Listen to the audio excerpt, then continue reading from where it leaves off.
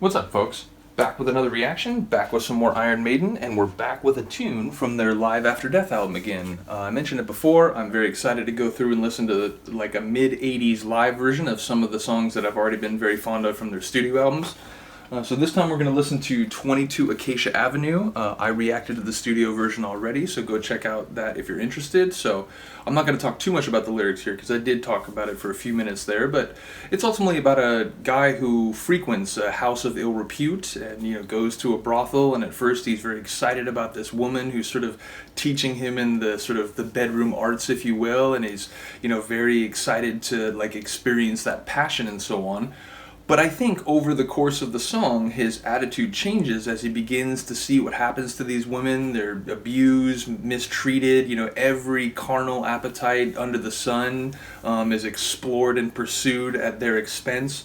And he begins to wish that this woman, whatever the woman is in question, or whomever the woman is in question, would get out of that life. And he's trying to say to her eventually, like, hey, like, you're being mistreated here, and eventually, these same people, even if they're mistreating you, at least they're paying you a little attention. Eventually, they're not even going to give you that. You're going to be cast out of this brothel, and no one's going to care, no one's going to love you, and so on.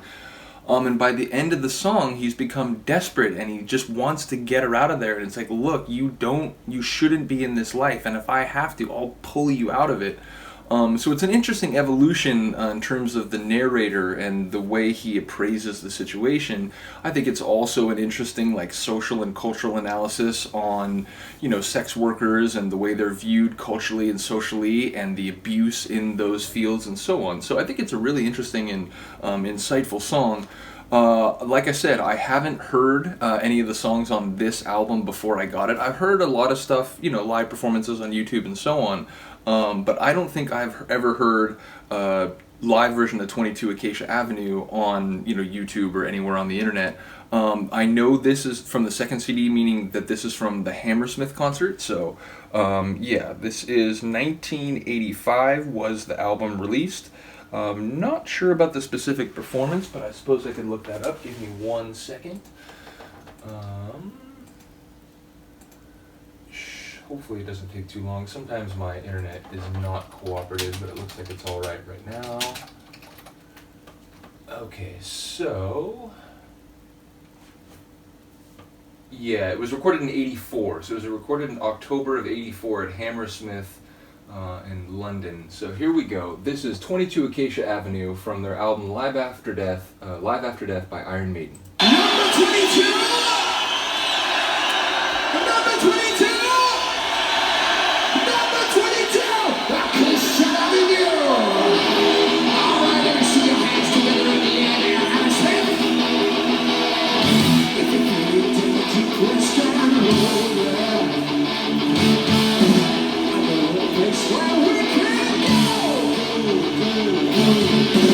22 Acacia Avenue.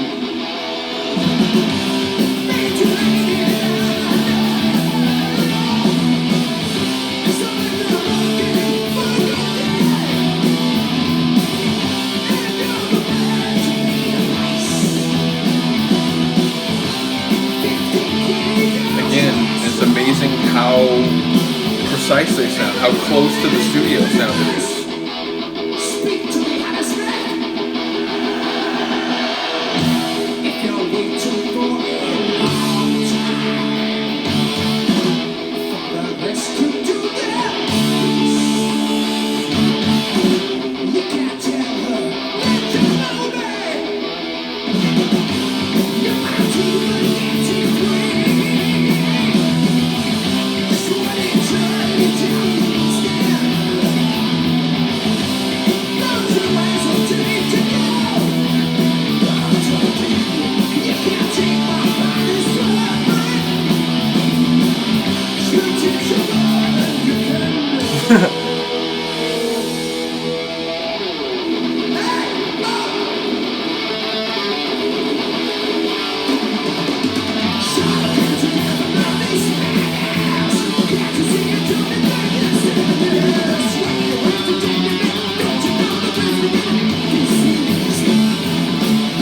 Sometimes when the first thing is a volunteer, I bet you're the reason you want.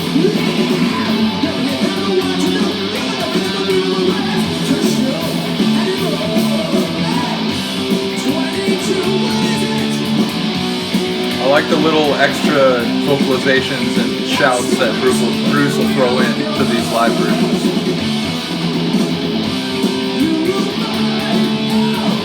Whoa!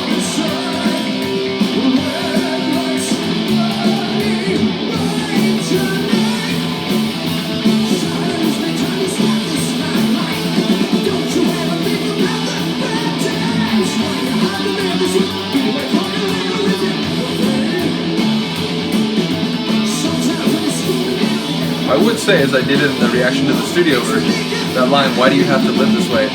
Sometimes, you know, women don't choose to get into that, or at least they don't see it as a long-term thing, but like I said, the sex work can trap people.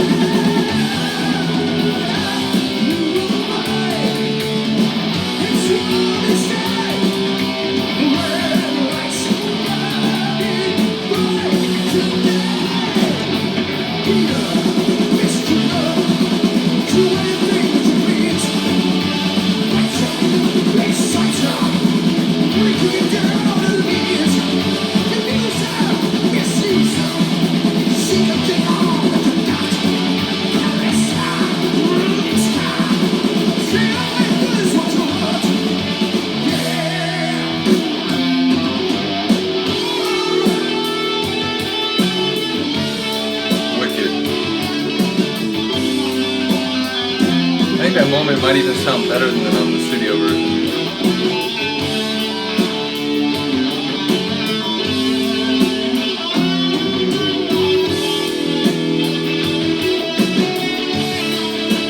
And it almost has like a bluesy feel with the guitar.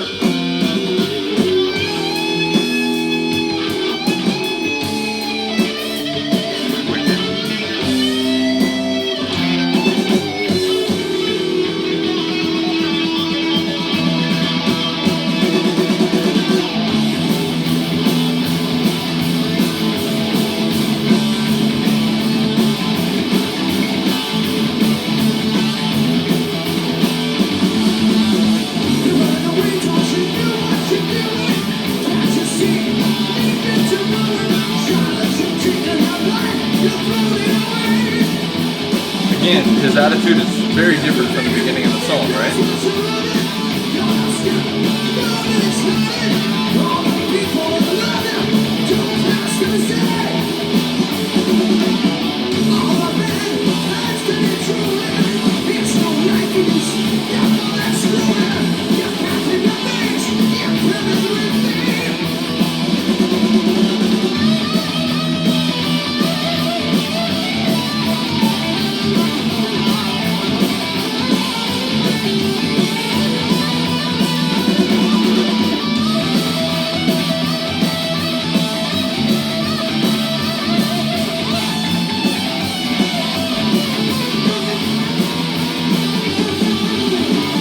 Again, I haven't gotten to the point yet where I can tell which guitarist it is, but loving this riff or this solo section here.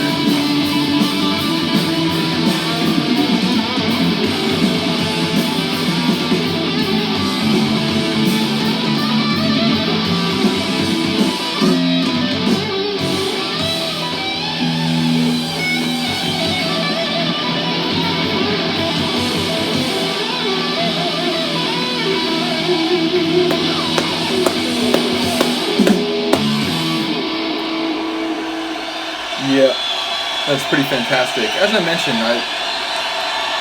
I've only listened to a few songs on this album, and I'm still waiting to get Death on the Road, but already it's just amazing. And, you know, like I said, I have seen YouTube videos. It's quite incredible, like, how precise and in unison they are live, which, you know, I've seen some great bands with some great studio albums who then live, like, it doesn't have quite the same sound, quite the same precision. It's still great, whatever, but it is amazing to hear a band that, like, you know, right up into the present, because I've been talking to some people who have seen their, you know, tours in the last few years, and they say, you know, it's the same thing. They just really still have that precision and that, like, togetherness sonically. So yeah, let me know what you think of that song. As I mentioned, if you're curious about the studio album version, you haven't seen the reaction, go check it out. It's in my Iron Maiden playlist. Other than that, let me know if there's another tune on Live After Death you'd like to hear reacted to. There's, I think I've done 4 now, so there's still plenty to go. And yeah, let me know if there's another studio album song that you'd like to hear me react to. Shout out to all the Iron Maiden fans who have commented on different videos and so on. Looking forward to hearing from you. Have a good day, have a good night. I'll see you next time. Peace.